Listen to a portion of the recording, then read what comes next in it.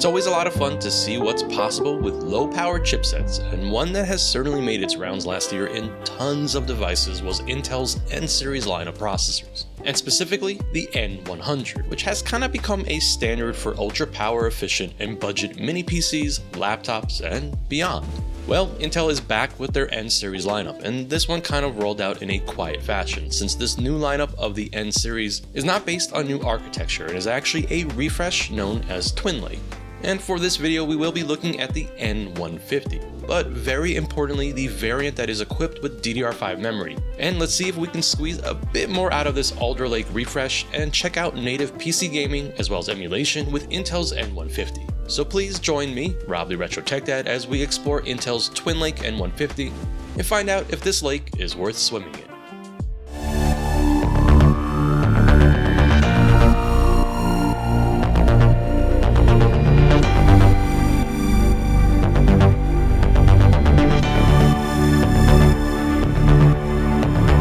So let's just briefly talk about Intel's Twin Lake refresh, which is actually based on the Alder Lake N series and essentially is very similar to the prior lineup that Twin Lake is replacing. As of right now, Intel has various SKUs, starting with the N150 that's in this video, as well as an N250, N350, and an N355, which I actually will be covering in an upcoming video. If you're not familiar with the N series, these are ultra power efficient chipsets that use only the efficient cores that run with a TDP as low as 6 watts all the way up to 15 watts and typically find their way into low power devices on the budget end. So for the N150, we do see a small jump in performance coming from the prior N100 with an increase of 200 MHz on the turbo boost and a nice increase on the iGPU side with a frequency of 1 GHz instead of the 750 MHz on the N100. Now for this video, I am using the GMKTec G2 Plus for my testing, and this isn't really meant to be a review of this mini PC, but let's quickly go over the specs of this absolutely tiny computer, which is equipped with the Intel N150 and features 4 cores and 4 threads. I went with the cheapest configuration, which includes 12GB of LPDDR5 RAM as well as 128GB of internal storage, which uses the M.2 2242 form factor. And the nice thing, at least about this specific mini PC from GMKTec, is that it's very simple to get in there and replace the NVMe drive if you're looking to upgrade the storage capacity by just popping off the top cover, and then the drive is immediately accessible.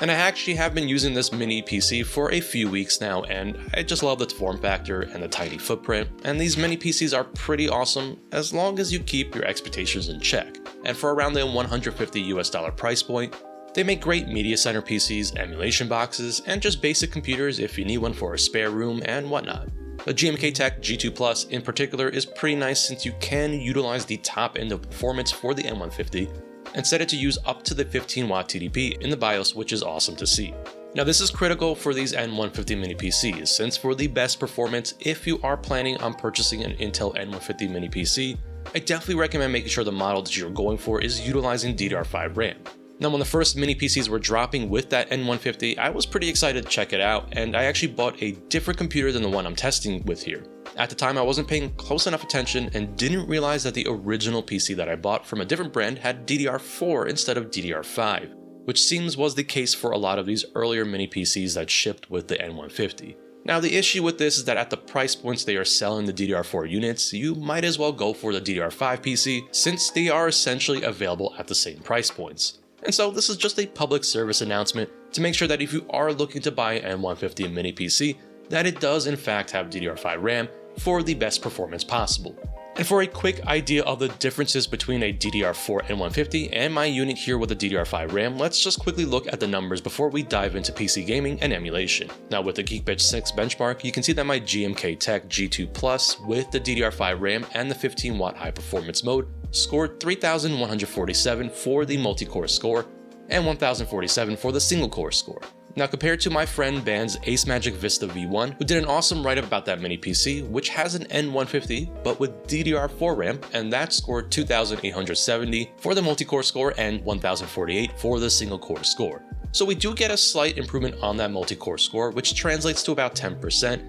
And since he ran the numbers for the GPU OpenCL test, I might as well compare there, and the GMKTec G2 Plus with the DDR5 RAM came in with a score of 4,389 against the Ace Magic using DDR4 RAM with a score of 4,279. So not a huge amount of uplift there for that benchmark. So let's actually see what the DDR5 RAM does for the N150 in terms of real-world performance, and let's check out some actual PC gaming. We will be going in alphabetical order for this showcase, and let's start out with a game that I have featured many times on the channel, and I've always loved Art of Rally because of its aesthetic, and it's a pretty relaxing game that is quite fun. Art of Rally is also a game that performs well across a variety of configurations and holds up visually across the board. For Art of Rally, I have a resolution of 1920 by 1080 using low settings, and I've set a hard cap of 30 frames per second to really smooth the gameplay and frame pacing, which I always prioritize, and the results are quite good, with the N150 utilizing about 13 watts, and we are still able to maintain that 1080p resolution. Next up, we have Balatro, and there was a good few months where I was hopelessly addicted to this game, and it's always a dangerous one for me to use in testing because I generally end up playing it for longer than I should, and that's because Balatro is an awesome game that runs on just about everything I've tested it on. For Balatro, we are set to use a resolution of 1920 by 1080 with a full 60 frames per second, utilizing only about 6 to 7 watts, so we are on the low end of the N150 in terms of power usage, which is great, and honestly, we could just end the showcase here since Balatro will keep you busy for a long time. But where's the fun in that? And so if you've been a follower of the channel, you'll know that I've been featuring Blur quite a lot recently, and this is an awesome racing game from Bizarre Creations, the same studio that was responsible for the Project Gotham Racing series, and unfortunately the game is delisted, but pretty easy to find as abandonware on the internet, and to this day, there's not much like Blur out there, and so I love revisiting this game whenever I can. Since it's an older game, it's a good way to test some of the performance there, and Blur is still quite a demanding game. For this footage, I am set to use a resolution of 1920 by 1080 with the lowest settings, and we are hitting anywhere from 30 to 50 frames per second. Now, you can turn the resolution down, which will help hit that 60 frames per second target more frequently. We can see that this game is heavy on both the CPU and GPU side, definitely utilizing the full capabilities of the N150. Crash Bandicoot 4 It's About Time is going to be one of the newer games that I feature here, and this is an awesome entry in the Crash Bandicoot franchise that was developed with the intention to become an official sequel and continuation of the original trilogy of games back on the PlayStation 1. For Crash fans, much of the core gameplay returns with some new elements to make it stand on its own. Unsurprisingly, this game is pretty demanding for the N150, but with some commitment and tweaking, I did manage to get this running here, but this is definitely a great example of the upper limit of what's possible with a low-power chipset like the N150, and for Crash 4, I am set to use a resolution of 960 by 544 with low settings, and I've left the frame rate uncapped here, which does stay above 30 frames per second, and it's kinda neat to see this game running pretty smoothly here. And Dirt Showdown is another racing game that I've featured quite a bit recently, since it's an awesome demonstration of the capabilities of Winlator, which allows you to run games like Dirt Showdown on your Android devices. And if you're curious, I have numerous videos on the topic, which I'll link somewhere on screen. Dirt Showdown is another delisted game that can be found as abandonware, and it's a game worth tracking down since it looks great, runs great, and at least for me, it's a lot of fun. It's not considered the best entry in the Dirt franchise, but I've always enjoyed Showdown. For this game, I am set to use a resolution of 1920 by 1080 with low settings, and we are pretty comfortably sitting at 60 frames per second, which is definitely awesome to see here, especially with a fast-paced racing game like Dirt. It's also a good example of a game that is slightly older, but runs very well with such an underpowered chipset like the N150. And speaking of another game that serves as a good example, here's Doom 2016 running on the Intel N150, and I like to joke and call this the Switch version for this chipset, since much like the Switch port of Doom 2016, I'd say that this is a miracle that we're even running this game on the Twin Lake chipset. It's a good example of what a little bit of tinkering with settings can get you, and honestly the results are better than expected, and I think this actually performs better than what we get on the Switch port, both in terms of visuals and frame rate stability. For this game, I am set to use a resolution of 1280 by 720 using low settings and a 60% rendering scale with a 30 frames per second hard cap, and the game is essentially locked to that frame rate target and doesn't deviate at all from it. I think this is pretty impressive given that we're hovering around 11 to 12 watts here. And I will say that I did test Doom Eternal, but I found that 2016 was a much better performer overall.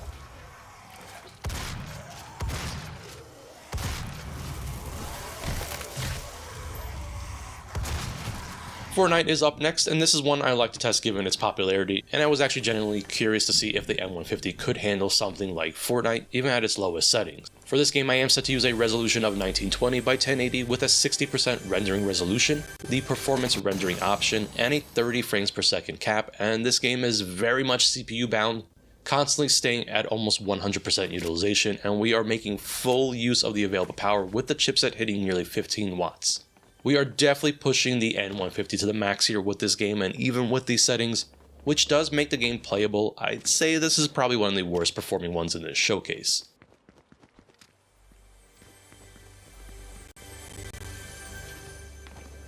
Now for another popular and free-to-play game, Genshin Impact is always one I like to use as a benchmark of performance over in the Android world, but here on PC, I think it makes for an interesting game to test as well, given how underpowered the N150 chipset is, and also given the open world nature of Genshin, which should make for some interesting results. Personally, I think this one fares better than Fortnite, and for Genshin I am set to use a resolution of 1920 by 1080 with a 0.8 rendering scale, the lowest settings possible, and a 30 frames per second cap, and performance is mostly steady at that 30 frames per second target, and I'm actually pretty impressed by this power, hitting about 12 to 15 watts depending on the scenario. I think it's pretty neat to see Genshin running on this Twin Lake PC. Of course, how could we not test Grand Theft Auto 5, which for me almost feels like answering the eternal question of whether it can run Doom or Crysis. I feel like GTA 5 in many ways has reached similar benchmark heights, and it makes sense since it's an incredibly popular game that to this day is still enjoyed by many. GTA 5 is another one that surprised me with its performance on the N150. Now, I wasn't expecting anything mind-blowing here with performance, and honestly, I do think it's amazing that it runs at all, but here on Twin Lake,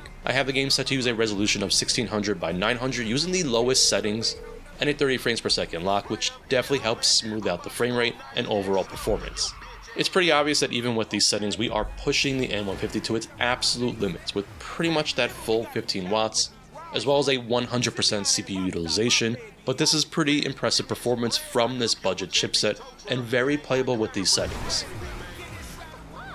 Look out the way! Oh, we filming shit here, huh? Down this dirty motherfucker. Yeah, that's cool. This meant to be your shit. Hades 2 makes a return to the channel, which really shouldn't be all that unexpected given how much I enjoy the original, as well as the sequel that has been in early access since last year. Hades 2 is one of those games that, for me, I just love to test on a variety of systems just because it does quite well, but most importantly, at lower TDPs, and with some room to adjust, we can easily enjoy this game on the N150. I have Hades 2 set once again to a resolution of 1600 by 900 using low settings, and I did this mostly so that I could target 60 frames per second, which the game does manage to hold mostly, and of course is very much dependent on the scenario, but even with a good amount of action on screen, the performance is still holding up, and so it's yet another piece of hardware that Hades 2 runs quite well on. And speaking of a game that runs quite well on a variety of hardware, we have the sequel to one of my favorite racing games, Horizon Chase 2, and this game is certainly more demanding than the original, with an awesome visual aesthetic, and just expands on the original in many ways. Horizon Chase 2 is another great performer at the 1920 by 1080 resolution using low settings, and for this game we are mostly staying at that 60 frames per second target, with some occasional dips here and there, and again, given that we are at a 1080p resolution, you can always adjust if needed, but I think this is mostly stable at the current settings.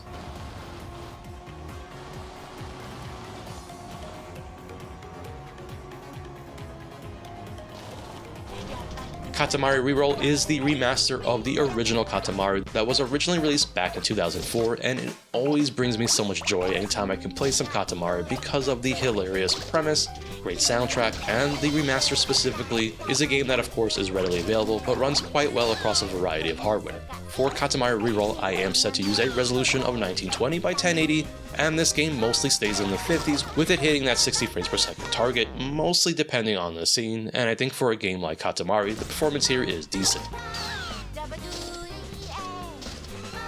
Now, one of the things I love about Xbox Game Pass is just going through and discovering some new favorites, and Nine Souls was a game that I remembered hearing about, but never got around to playing it until more recently. And Nine Souls is an action platformer with a very cool atmosphere that's called Taopunk, which is a blend of Taoist themes with a cyberpunk aesthetic. The game's hand-drawn art style and gameplay that incorporates Metroidvania elements definitely makes this one stand out, and it's a great game definitely worth checking out. For Nine Souls, I did drop the resolution to 1600 by 900 using high settings, and we are essentially locked to 60 frames per second with these settings. The game does pretty well at 1080p, staying in the 50s, but is definitely GPU bound, staying at 100% utilization, and so I think this is a good compromise with some room to tweak based on your own preferences. The Ori series has kind of become a standard at this point for the channel when it comes to seeing how many different ways we can try to play the Ori games, and it was inspired by my friend Ghosty, who runs the Discord server Can It Run Ori. And the good news is that, at least for Ori and the Blind Forest, which is the older and first game in the Ori franchise, the N150 does a respectable job here. For Ori and the Blind Forest, I did have to take the resolution down to 1280 by 720 in order to hit that 60 frames per second target consistently, and with that drop in resolution, the game does hold pretty steady with good performance. A game like Ori and the Blind Forest is always a great use case for an underpowered chip like the N150, which lets you enjoy this older but still visually beautiful game, and also lets you get through your steep backlog. In the past, Red Dead Redemption was always reserved for emulation testing on PC, since it was only just last year that Red Dead Redemption finally made its way over to the platform, and so now we have an official PC port and don't need to rely on emulation anymore. And it's always a good thing when we can run a game natively on PC. Red Dead Redemption does very well here with the N150, and it's definitely exciting to see with the game set to use a resolution of 1600 by 900, low settings, and at 30 frames per second cap to keep the performance nice and steady, and we are essentially locked to that frame rate target. I did test the game at the 1920 by 1080 resolution as well, and the N150 can almost handle that, but ideally you will probably want to stick to 900p for this game to keep it nice and smooth overall. The Sims 4 is another one of those games that has kind of become a go-to for testing, and it's often a game that I get a lot of requests for, so I try to include it in as many of these types of videos as possible, since really it's an incredibly popular game that is enjoyed by many, including one of my daughters, and so it's always a game worth testing. Personally, it's not my kind of game anymore, despite remembering when the original dropped, and yes, unfortunately I am that old. Now for The Sims 4, I have the game set to use a resolution of 1920 by 1080, using the default settings, and this game unsurprisingly does mostly well, and of course with a game like this, it's very area dependent. But I'd say expect at least 60 frames per second consistently here with these settings. Finally, let's close out the PC game showcase with some Tetris, and Tetris Effect is a pretty demanding game with lots of fancy visual effects, and so it's a great game to not only play with an awesome soundtrack, but it's a great way to push hardware from the low end to the high end. This is partially a selfish choice because I absolutely adore this game, and so I needed to see if the N150 could handle my favorite pickup and play game, and thankfully Tetris Effect has lots of scaling options, and so for this footage, I have the game set to use a resolution of 1600 by 900 with a 90% rendering scale, low settings, and a 30 frames per second cap, and with this combination the game is locked to that 30 frames per second target, even through the more intense portions or transitions in the game, and I'd say this is an awesome and most importantly playable experience. So it's now time to shift gears and check out what the N150 can handle in terms of emulation, and first off, let's start out with what I'd consider the lighter stuff, and so first we'll check out the 6th generation of consoles, with PlayStation 2, Gamecube, and even a little bit of Xbox, which is something that can be enjoyed here on PC. So let's start out with PlayStation 2 using the PCSX2 emulator, and PCSX2 really is just an incredible emulator that is quite mature and still to this day is in constant development, receiving updates frequently, and it's truly amazing to see something like this low power N150 handle PlayStation 2 emulation. For example, God of War 2, which is everyone's favorite benchmark game, is running quite well here at 2 times the native PlayStation 2 resolution, which is equivalent to 720p and manages to stay locked to its 60 frames per second target. Gamecube emulation with the Dolphin emulator will fare quite well here with the N150 as well, and for the most part, the library will be playable with this chipset. I tested a range of games such as usual favorites like Beautiful Joe here, which I do have set to run at 2 times the native GameCube resolution, and you can see that it plays very well and we are able to get some upscaling here while keeping performance nice and steady. The same thing for F-Zero GX, which can be a bit more problematic to run, but for this we are still using 2 times the native resolution. This game does need a dual core option checked off to get better performance, which does come at the expense of some stability, but it's well worth it since F-Zero does run very well with the N150 using Dolphin. And finally, Xbox emulation with the XEMU emulator, which doesn't get a whole lot of love or attention, but there are some gems on Xbox that are well worth checking out, and the N150 does a decent job with a number of the limited exclusives that are still left on Xbox, like one of my personal favorites from this console, Jet Set Radio Future, which runs locked to 60 frames per second, at the Xbox's native resolution. Jet Set Radio Future is a fantastic sequel to the Dreamcast original that has an absolutely killer soundtrack, and to this day, still remains an exclusive to that console. Now unfortunately, we do need a bit more power to brute force a lot of the Xbox games since XEMU isn't quite as mature as some of the other emulators, and so don't expect that the entirety of the library will be playable here with XEMU using the N150. Of course, the same can be said when moving on to the 7th generation of consoles, and for something like PlayStation 3 using the RPCS3 emulator, I'd say keep your expectations low, and really only the lightest of games will run here, and some will require a bit of tweaking. But as many longtime viewers know, that doesn't mean we can't have fun, and an awesome PSN exclusive like Hardcore Uprising, which I have featured many times on the channel, is a great game and choice for the N150 since it runs very well at the PS3's native 720p resolution. And with just a little bit of tweaking, we can get something like Afterburner Climax running fairly stable using a 75% resolution scale with the PS3's native 720p resolution,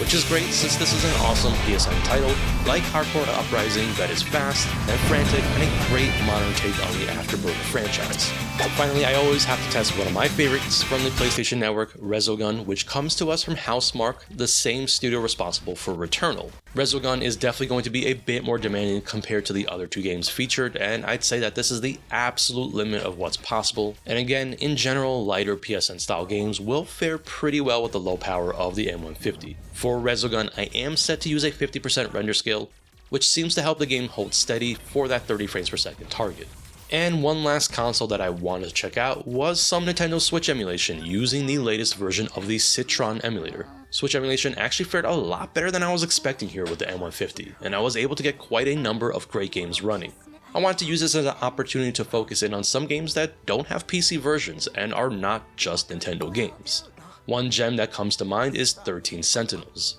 which was developed by one of my favorite studios, Vanillaware, so it's not much of a surprise that I wanted to include it here, but most importantly, it was only released for the Switch and PlayStation 4, and so being able to play it on PC with Citron is pretty awesome, and the game works very well here with the N150 at the Switch's native resolution using docked mode, which is equivalent to 1080p. Crash Team Racing Nitro Refueled is another game that for whatever reason never received a port to PC, and so again the Switch version just so happens to be a great way to enjoy this game on PC, and again I was pleasantly surprised by the performance here with Crash Team Racing, which does very well using the Switch's native resolution in that dock mode setting again for 1080p, and after the initial shader compilation, the game runs very smooth here, which is definitely pretty cool to see. Finally, I wanted to test some of the gems from Switch that of course most are interested in, but something like Metroid Dread, for example, is a lighter Switch game that also works very well with the N150, and I think this is all awesome since looking at the price of a PC with this chipset and what it's capable of, there's a lot that you can actually get out of the N150 and tons of things that you can do with it. Of course, emulation for even older generations of consoles will be no issue here for the N150, which makes something like this GMKTec mini PC that I have great for setting up as a tiny emulation box if you so desire. And so I think that about does it for this video, and I really do love testing what's possible with these low power chipsets like Intel's N150, which for me is a lot of fun to tinker with, and I do hope this is helpful to show what's possible with the N150 in case you were curious about performance and maybe you're looking to add one to your home. So what are your thoughts about the N150, and do you think it punches above its weight for performance? Until the next video, as always, I am the Retro Tech Dad, and thank you so much for watching.